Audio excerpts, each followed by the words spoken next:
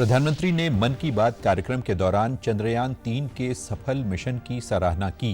कहा, भारत ने अपनी अध्यक्षता में G20 को बनाया अधिक समावेशी मंच। प्रधानमंत्री ने B20 शिखर सम्मेलन में कहा कि भारत अब सक्षम वैश्विक आपूर्ति श्रृंखला का है विश्वसनीय साझेदार।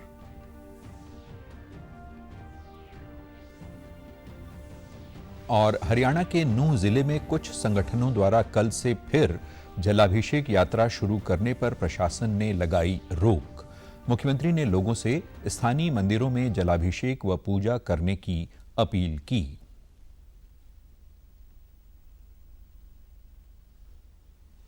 नमस्कार, चंडीगढ़ से आपका स्वागत है। मैं हूं आशुतोष मिश्रा। अब समाचार विस्तार से।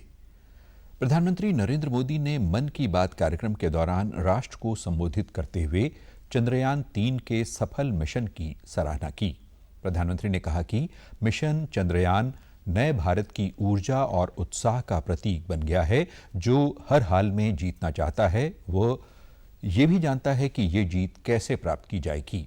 प्रधानमंत्री ने कहा कि इस महीने की 23 तारीख को भारत ने साबित कर दिया है कि संकल्प के सूर्य चांद पर भी उदित होते हैं। उत्सव के इस माहौल को कई गुना बढ़ा दिया है।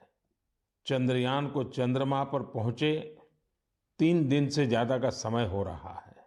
ये सफलता इतनी बड़ी है कि इसकी जितनी चर्चा की जाए वो कम है। जब आज आपसे बात कर रहा हूं तो एक पुरानी मेरी कविता की कुछ पंक्तियां याद आ रही हैं।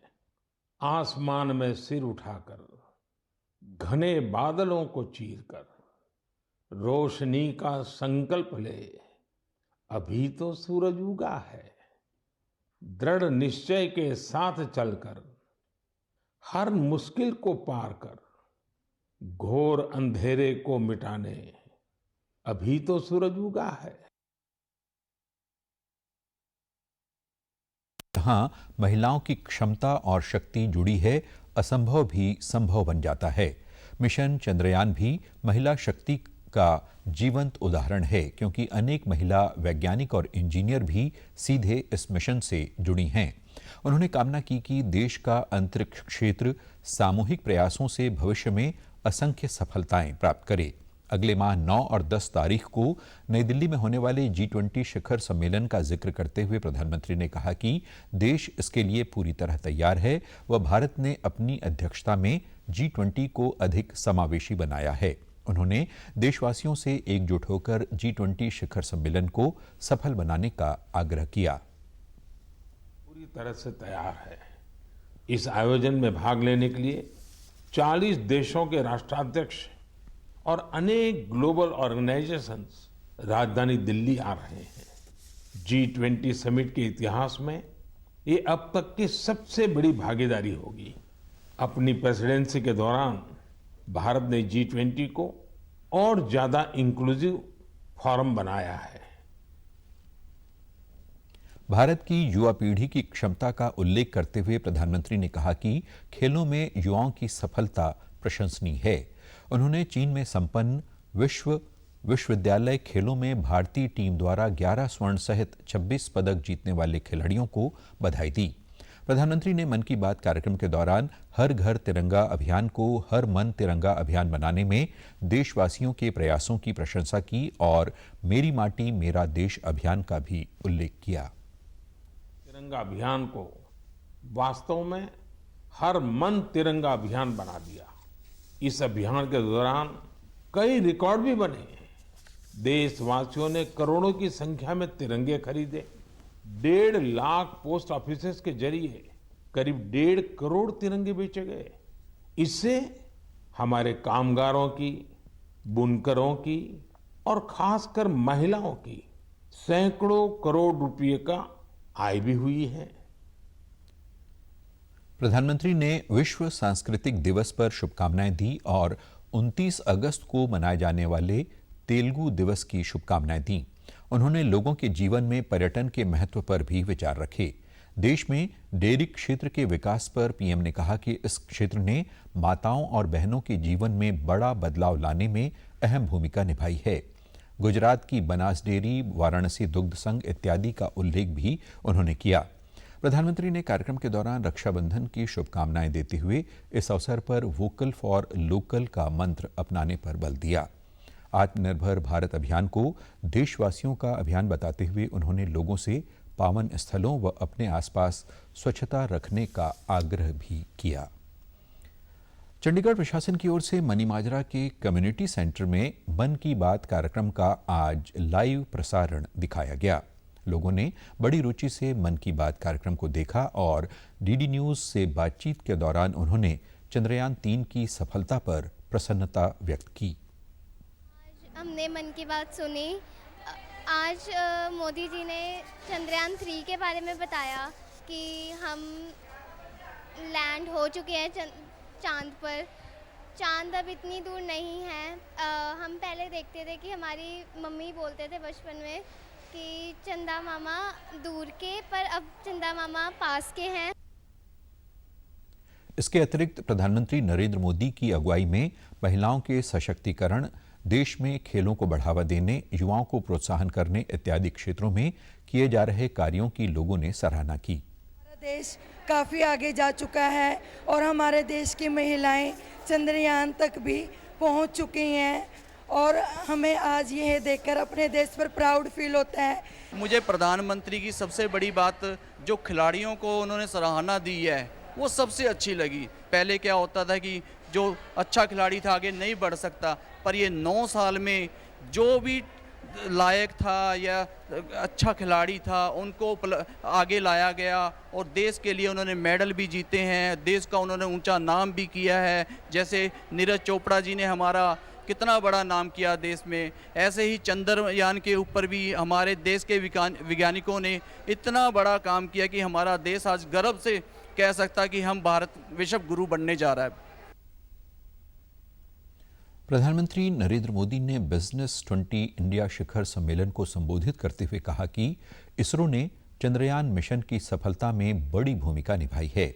उन्होंने कहा कि इसके साथ भारतीय उद्योग, सूक्ष्म, लघु और मध्यम उद्योग व निजी कंपनियों ने भी इसमें योगदान दिया है।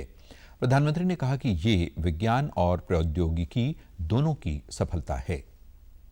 मिशन की सफलता में हमारी स्पेस एजेंसी इसरो की बहुत बड़ी भूमिका है, लेकिन साथ ही इसमें भारत की इंडस्ट्री ने भी बहुत बड़ा सहयोग किया है।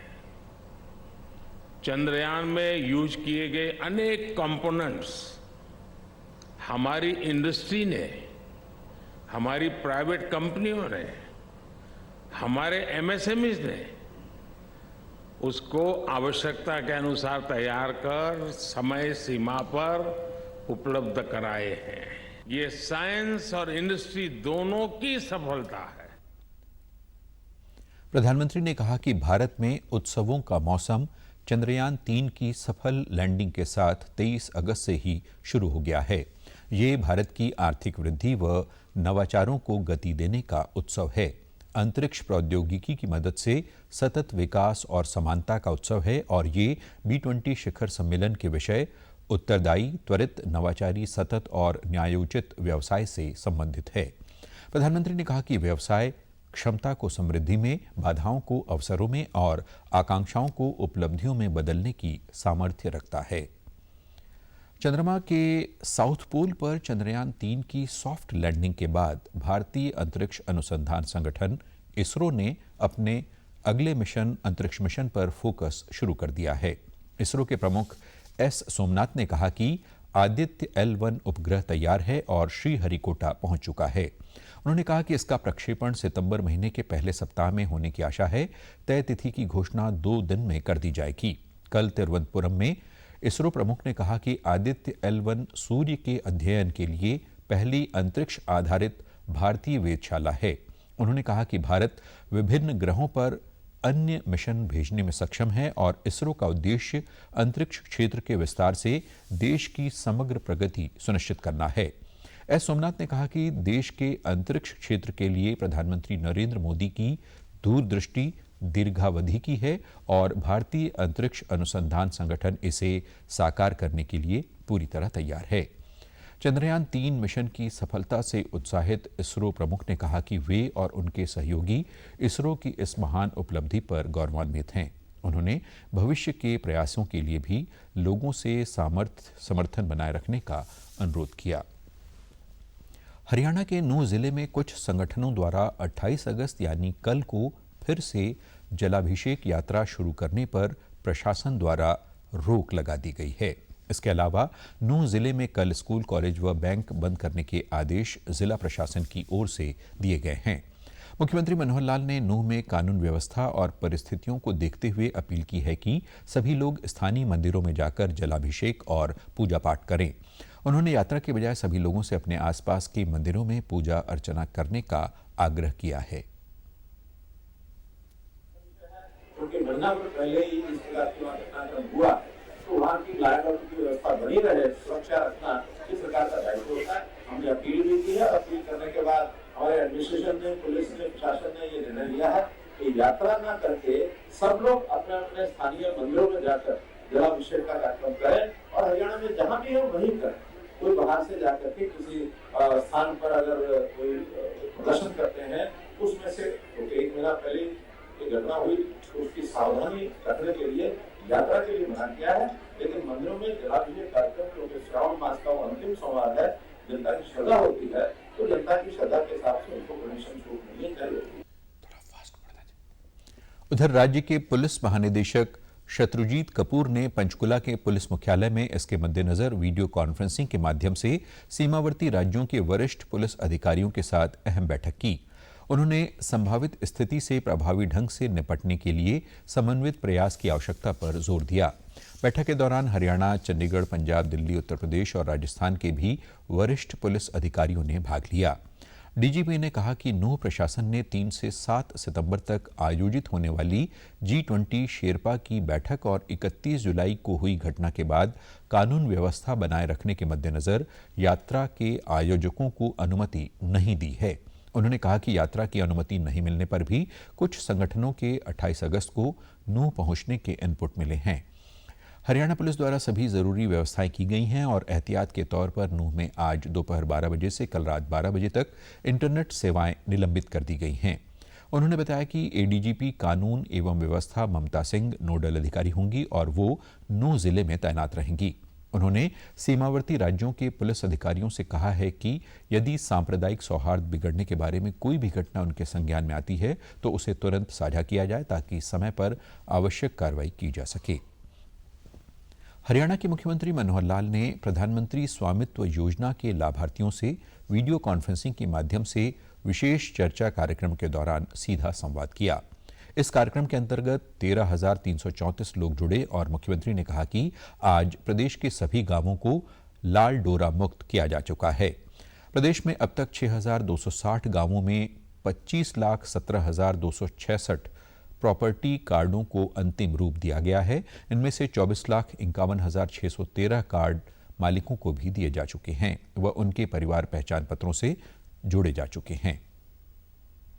इस वायदों को पूरा करने के लिए हम आगे बढ़े और हमने 26 जनवरी 2020 को जिला करनाल का गांव सिरसी, वहां से ये पहला कार्यक्रम ये लॉन्च किया और एक व्यक्ति को प्रधानमंत्री जी ने स्वयं उनके हाथ में रजिस्ट्री दी कि 6,260 गांव हरियाणा के गांव हैं, जिसमें 25,17,000 ये प्रॉपर्टी कार्ड ये बनाने के लिए हमने उसकी निशानदेही करा करके अंतिम रूप दिया है और अभी तक उनमें से 24,51,000 कार्ड मालिकों को ये कार्ड दिए भी जा चुके हैं और इन सबको परिवार पहचान पत्र के साथ जोड़ा गया है। और इन कार्डों के वितरण के बाद अब हमारे राजस्व विभाग ने रजिस्ट्री करनी शुरू की है। 4,62,000 संपत्तियों की ये रजिस्ट्री अब तक हो चुकी है।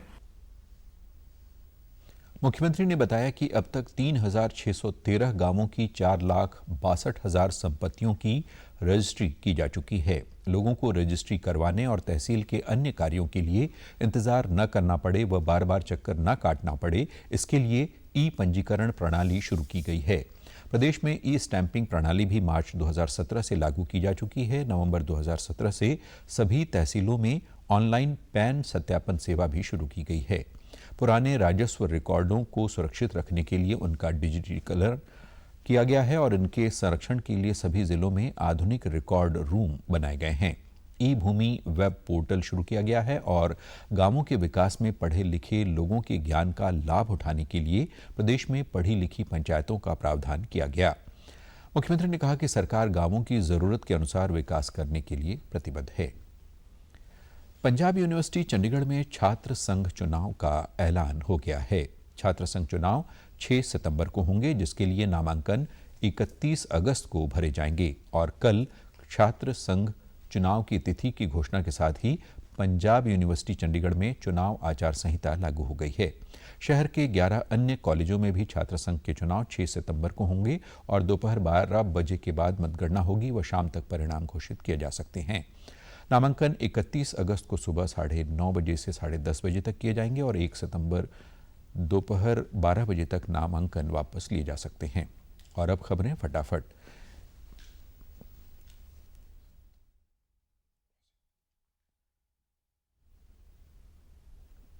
इसके साथ ही ये समाचार बुलेटिन समाप्त होता है। नमस्कार। आप हमारे समाचार YouTube channel DD news Chandigarh, Facebook DD news Chandigarh और Twitter handle DD news CHD पर भी देख सकते हैं। नमस्कार।